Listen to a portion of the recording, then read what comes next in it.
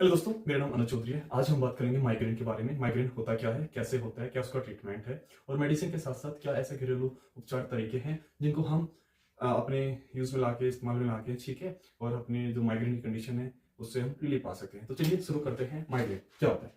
देखिए, जो आपको हेडेक होता है, जो सर में दर्द होता है, जब आपको किसी पर्टिकुलर रीजन में दर्द हो रहा है या बिल्कुल एक साइड में हो रहा है, कभी कभी होता है कि दोनों साइड में, लेकिन जनरली एक साइड में, और वो भी एक पर्टिकुलर जगह पे, ठीक है, जब आपको दर्द होता है उस कंडीशन को माइग्रेन बोलते हैं। जैसे यहाँ पे आई के रीजन पे भी हो सकता है, तो उस कंडीशन को हम क्या बोलते हैं? माइग्रेन बोलते हैं।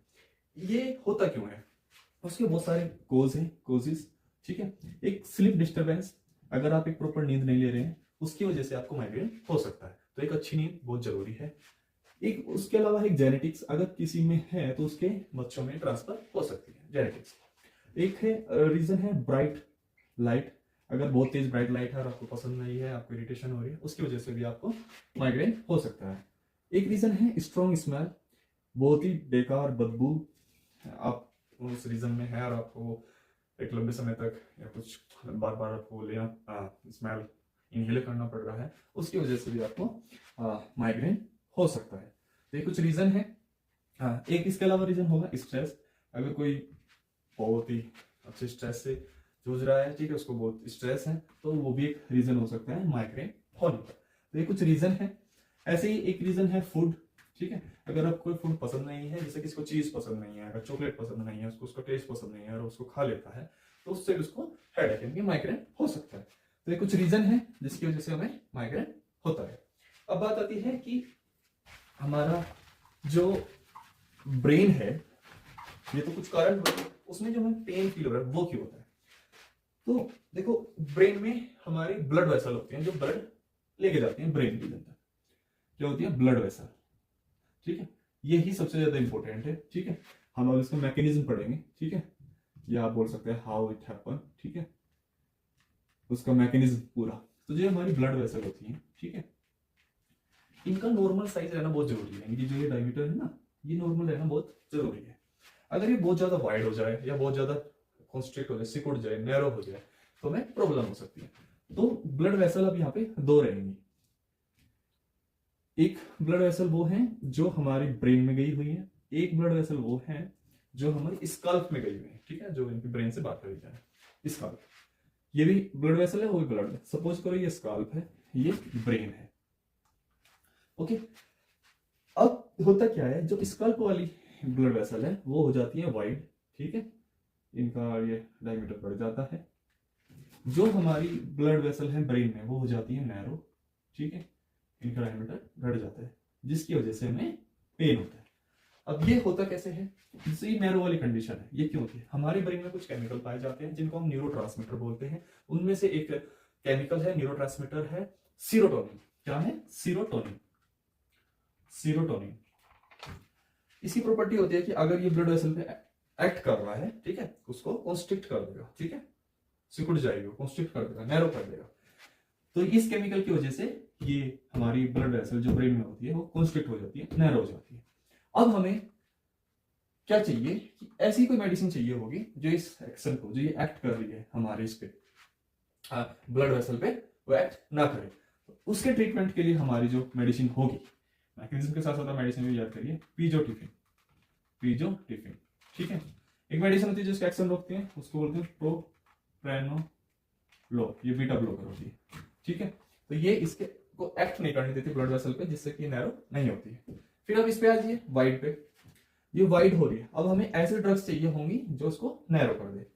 हमें यहां से पता चला कि सेरोटोनिन की प्रॉपर्टी है नैरो करने की, तो हम ऐसी मेडिसिन देंगे जो सीरोटोनिन की तरह काम करे या सीरोटोनिन का एक्शन बढ़ा दे, उनको बोलेंगे हम सीरोटोनिन एगोनिस्ट, ठीक है। वो सीरोटोनिन की तरह सीरोटोनिन का एक्शन बढ़ा देंगे, तो उससे क्या होगा?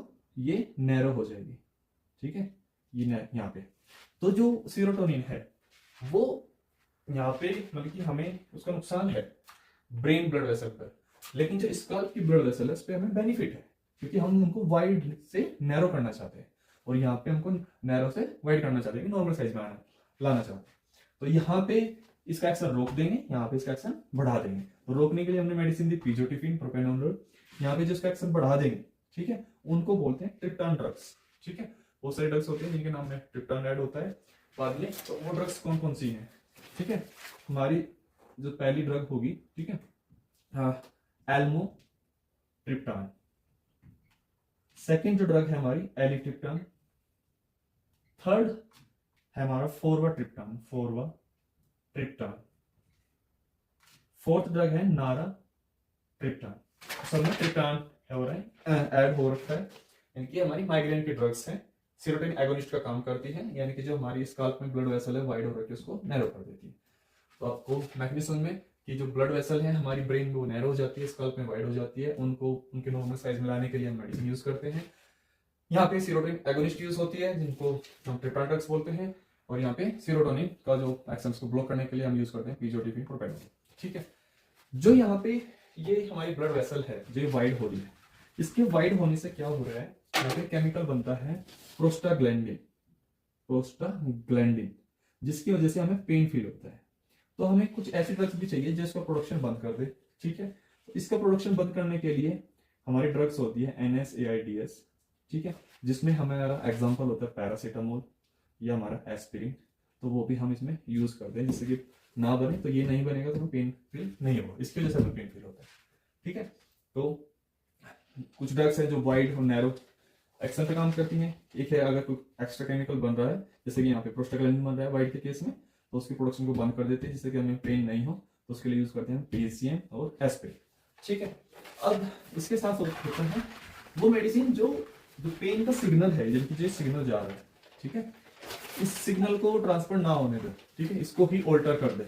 इनकी जहाँ पे ये सिग्नल पहुंच रहा है, जिस रिसेप्टर पे जाके हमें ये पेन की फीलिंग आ रही है, अगर वहां पे जाके कोई ड्रग्स बाइंड हो जाए तो हमें पेन नहीं लगेगा। ऐसे ड्रग्स जो पेन सेशन ऑल्टर कर दे उनको बोलते हैं कोडीन। क्या बोलते हैं? Codeine drugs, sorry codeine. इनकी ड्रग्स का नाम होता है कोडीन, ऑल्टर पेन सेंसेशन।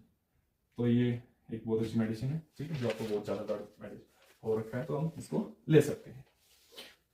फिर इसके बाद आता है हमारा, मैंने आपको ये सब बता दिया, जो हमारी ये सब मेडिसिन है। देखो इन सबको साइड इफेक्ट भी होते हैं, तो आप जब भी मेडिसिन ले रहे हैं आप हमेशा डॉक्टर के सजेशन के लिए कितने दिन तक लेनी है उनके सजेशन के लिए। जो नॉर्मल ड्रग्स है जो ओवर द काउंटर मिलती है जैसे PCM वगैरह, ये आप ले सकते हैं खुद से। लेकिन अगर आपको बहुत ज़्यादा और बहुत सीवियर पेन हो रहा है तो डॉक्टर को कंसल्ट करें जब भी कोई मेडिसिन है, वो आपके लिए ज़्यादा अच्छा रहेगा। इसके साथ साथ अगर आप मेडिसिन ले रहे हैं और आपको वोमिटिंग आ रही है, मेडिसिन ली आपने वोमिटिंग आ रही है, तो आप क्या कर सकते हैं, टैबलेट को आप पहले पानी में डिजोल्व कर ले और जब ले तो आपको वो फीलिंग नहीं आएगी, वोमिटिंग वाली फीलिंग, या बिल्कुल से वोमिटिंग भी नहीं आएगी। उसका दूसरा तरीका और क्या है, आप ऐसी ड्रग्स के साथ लें जो एंटी एमेटिक ड्रग्स है, जिनसे हम जो वोमिटिंग वाली कंडीशन होती है, वोमिटिंग नोजिया, उसको रोकते हैं। तो आप जब कॉम्बिनेशन में लेंगे तो आपको उल्टी वोमिटिंग नहीं आएगी। तो ये एक तरीका है कि अगर आपको ये प्रॉब्लम हो रही है, नहीं हो रही है, तो फिर आपको उसको एंटी एमेटिक ड्रग्स लेने की या डिजोल्व करके लेने की कोई जरूरत नहीं है। अब बात आती है इसका होम रेमेडी क्या होगा। होम रेमेडी, ठीक है, यानी घरेलू तरीके। देखो आपने सब जब भी सर में दर्द होता है तो हम सर दबाते हैं, उस कंडीशन को बोलते हैं एक्यूप्रेशर। तो एक्यूप्रेशर जिस भी रीजन पे आपको पेन हो रहा है उसको अगर आप दबाया जाए तो आपको रिलीफ मिलेगा। तो एक कंडीशन होगी, एक तरीका होगा एक्यूप्रेशर।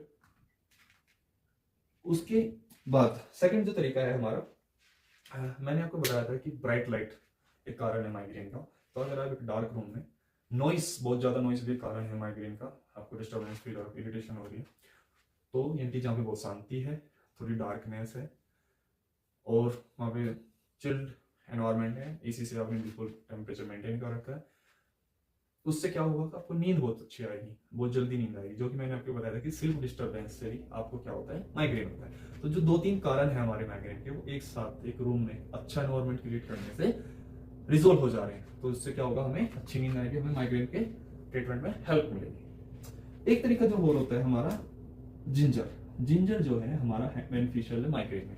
तो माइग्रेन के ट्रीटमेंट के लिए आप जैसे चाय वगैरह में ये ले सकते हैं जिंजर, या आप वैसे भी अगर आप खा सकते हैं तो आप खा सकते हैं जिंजर, तो आपको बेनिफिट देगा। एक तरीका हो सकता है बात, अगर आप एक हल्के से गर्म या ठंडे पानी में आप नहा लें, वो आपको थोड़ी फ्रेशनेस देगा और आपका जो स्ट्रेस है उसको कम डाउन करने में हेल्प करेगा। आपकी बॉडी में थोड़ी फ्रेशनेस आएगी, उससे क्या होगा, आपको माइग्रेन में का जो कंडीशन है उससे थोड़ा रिलीफ मिलेगा। तो ये कुछ तरीके हैं घरेलू जिसको आप यूज कर सकते हैं मेडिसिन की, जब आपकी मेडिसिन चल रही है माइग्रेन की। ठीक है, होप आपको ये सब समझ में आएगा।